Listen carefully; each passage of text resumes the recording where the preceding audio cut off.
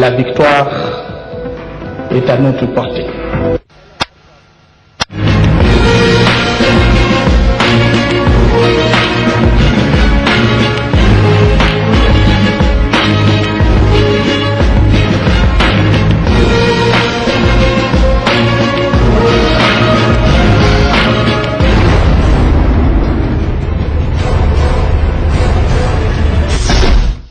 « 426e jour d'agression de la République démocratique du Congo. Mesdames et messieurs, bonsoir et bienvenue dans cette dernière édition d'information sur la radio-télévision nationale congolaise. À la une de l'actualité, à l'Assemblée nationale, la plénière de ce mardi a examiné entre autres la question des membres qui doivent composer la Commission électorale nationale indépendante. Poncien Tshisungu. Une courte plénière, c'est celle qui a eu lieu ce mardi 4 juin 2013 à l'Assemblée nationale. Selon le président de la Chambre basse du Parlement, il était question que l'Assemblée plénière procède ce jour à l'entérinement de la liste des 13 nouveaux membres devant composer la Commission électorale nationale indépendante. Après avoir rappelé les contextes liés au rôle de facilitation et d'arbitrage du bureau de l'Assemblée nationale à ce sujet, pour l'honorable Obé Minakou, il existe encore dans les propositions issues de certains groupes parlementaires des appréhensions qu'il vaut la peine d'aplanir et obtenir une CENI reflétant véritablement la majorité parlementaire, l'opposition parlementaire et la société civile.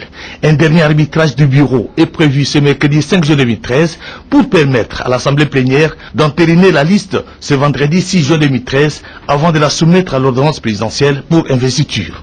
L'essentiel étant de présenter un travail fini, a indiqué le speaker de la Chambre basse du Parlement. À la Chambre haute du Parlement, pendant ce temps, l'ambassadeur de Sa Majesté britannique a été reçu ce mardi par le président du Sénat. Les deux hommes d'État ont examiné la possibilité de renforcer les relations entre les deux chambres parlementaires. Bien après, Léon Kengo Wadondo a reçu l'ambassadeur coréen en République démocratique du Congo, Bertin Ekofoyi Saoso. L'ambassadeur de Sa Majesté britannique, Madame Diane Corner, rencontre pour la première fois Léon Kengo Wadondo, président du Sénat. Une visite de courtoisie qui leur a permis d'échanger pendant 3 quarts d'heure sur la situation politique de la République démocratique du Congo. Les relations entre les parlements des deux pays ne sont pas très développées. Les rapports en ce moment, ils ne sont pas très étroits. Enfin, nous sommes un pays anglophone et ici c'est un pays francophone bien sûr et ça pose des défis de temps en temps. Mais je pense qu'il y a des liens dans le sein du Interparliamentary Union. Alors, Union interparlementaire, il y a des contacts entre les députés et les sénateurs d'ici et là-bas. Le Coréen s'intéresse plus aux investissements. Lee Hon-sung a manifesté le désir de renforcer la coopération dans le secteur agricole et du développement rural. Nous avons aussi parlé de l'investissement des entreprises coréennes en RDC. Le président du Sénat a souhaité à ce que nous fassions venir des investisseurs à partir de la Corée, généralement dans le secteur de développement rural. Et je lui ai rassuré que je vais faire de mon mieux pour venir encore plus d'investisseurs dans le secteur agricole. Le directeur de cabinet du président du Sénat et le conseiller diplomatique ont été associés à cette entrevue.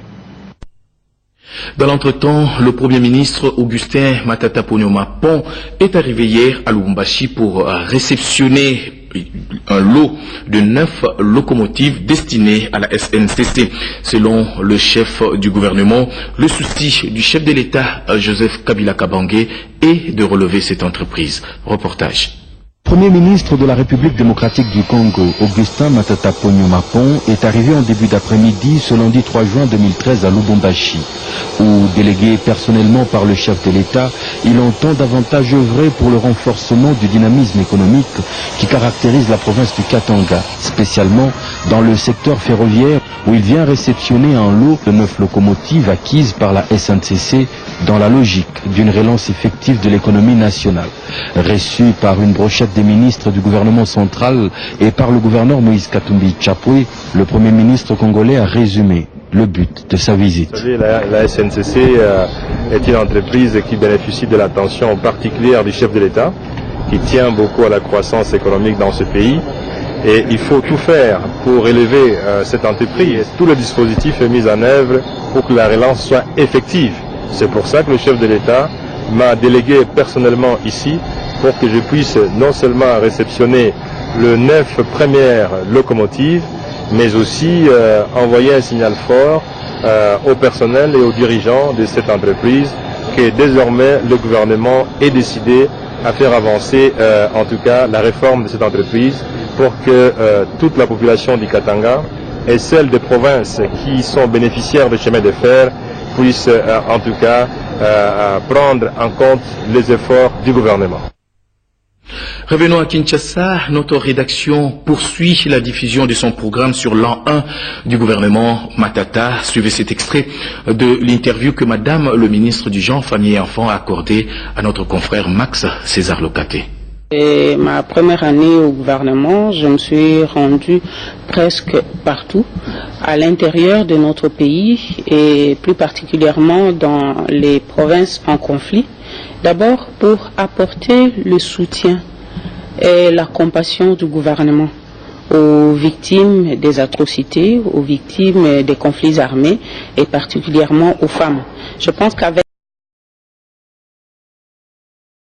l'appui de nos partenaires, nous avons apporté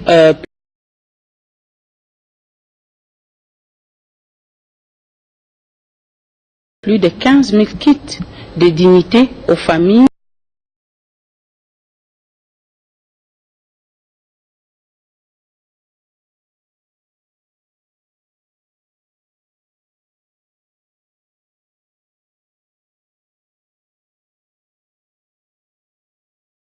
Qui vivent dans certains camps de déplacés à Goma et dans d'autres camps qui sont dans les provinces du Nord et du Sud Kivu. Et la moitié, plus de la moitié de ces kits étaient acquis sur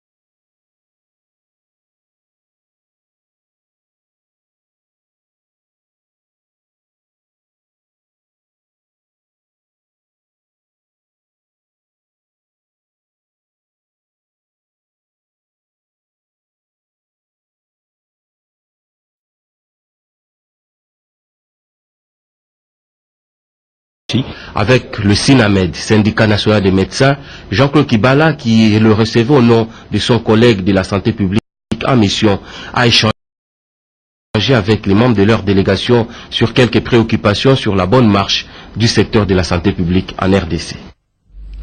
De son côté, le ministre de l'Emploi, Travail et Prévoyance sociale, Modeste Bahati Lukwebo, a présidé un atelier de renforcement de capacité. Reportage. Les participants à l'atelier de renforcement des capacités dans les domaines du travail ont été sensibilisés sur le genre par le ministre de l'Emploi, du Travail et de la Prévoyance sociale, Bahati Lukwebo. L'intégration du genre doit s'effectuer dans les programmes nationaux du développement. Ceci est valable pour la République démocratique du Congo, tout comme les autres pays du monde. Cette vision est le signe d'une avancée significative dans le fonctionnement d'un pays. C'est pour cela que l'Organisation internationale du travail prévoit la promotion et l'accès des hommes et des femmes à un travail décent et productif dans les conditions de liberté, de sécurité et de dignité humaine. Cette fois-ci destinée aux formateurs pour que de plus en plus tout le monde puisse s'approprier les principes clés, les mécanismes clés de l'application du genre dans le monde du travail. Il faut y aller doucement, mais que tout le monde réalise que la seule condition pour qu'on puisse créer des conditions sociales qui permettent un développement rapide. Voilà pourquoi au jour d'aujourd'hui, Il est nécessaire d'insister sur l'importance de cet atelier. Créé depuis 2008, les programmes nationaux de l'équité du genre. Vous avez bien sûr reconnu les timbres de Suzanne Lumana. Le gouverneur de la province orientale, Jean Bamanissa Saïdi, a sensibilisé dernièrement ses administrés sur des questions de l'urbanisation de certains coins de sa juridiction. Reportage.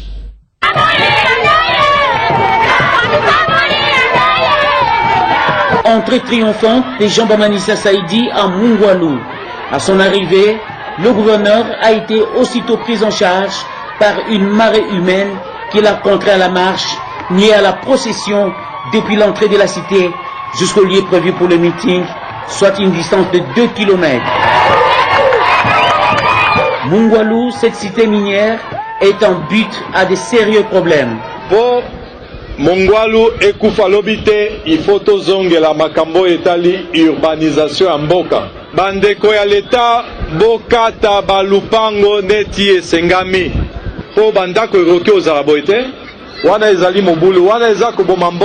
Face à cette situation, Bamanissa Saïdi dispose de sa thérapie.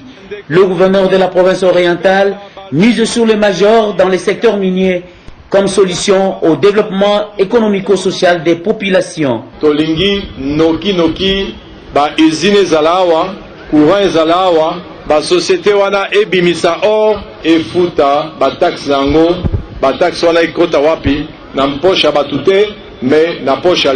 L'orpaillage, voilà une autre gangrène à la base du banditisme et de la déperdition scolaire dans cette cité minière.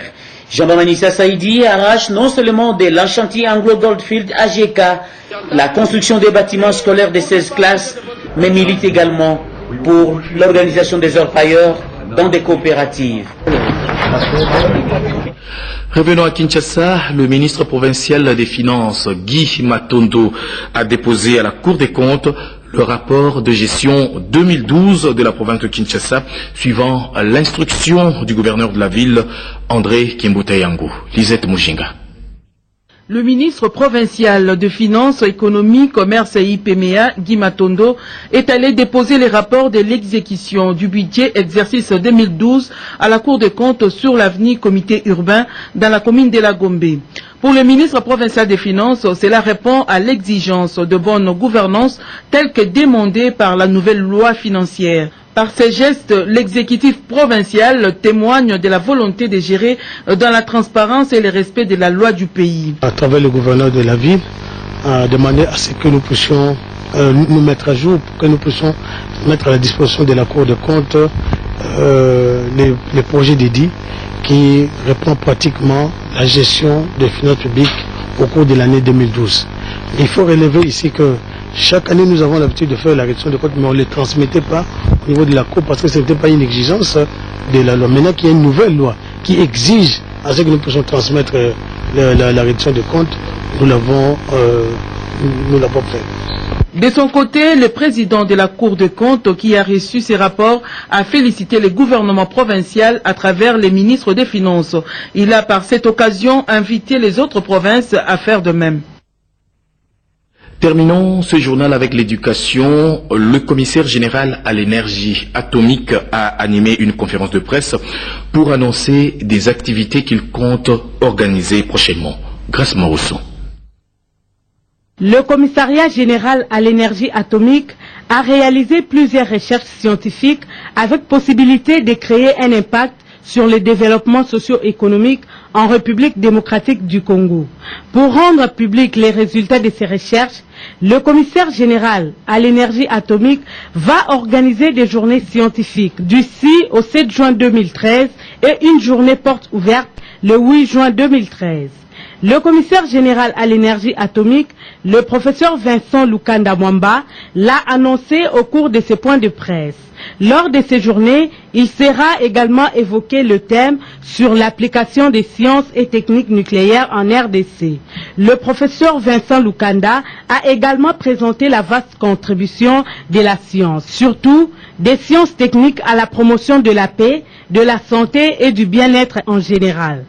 Nous avons été créés pour divulguer et faire rayonner l'application des techniques nucléaires pour le développement socio-économique du pays. Saisissant l'occasion, le commissaire général à l'énergie atomique a remercié le gouvernement et le ministre de l'enseignement supérieur universitaire et recherche scientifique d'avoir mis des moyens pour construire des collecteurs pour maîtriser des érosions qui menaçaient le centre nucléaire de Kinshasa.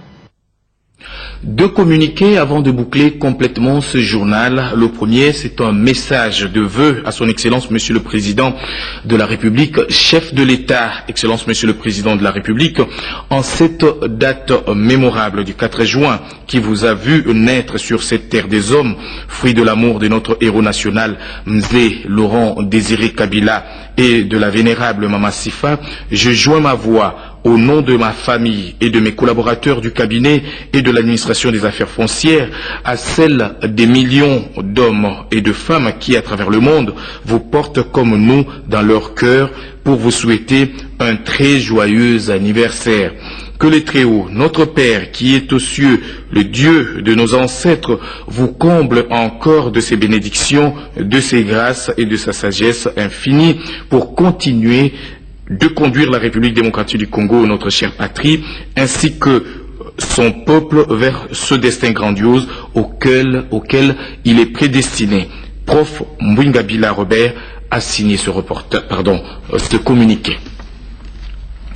Le deuxième, c'est un communiqué de la Cour suprême de justice, le cabinet du premier président, le directeur de cabinet du premier président de la Cour suprême de justice, président du Conseil supérieur de la magistrature, s'agissant des nouvelles mises en place, demande au chef de juridiction sortant 1.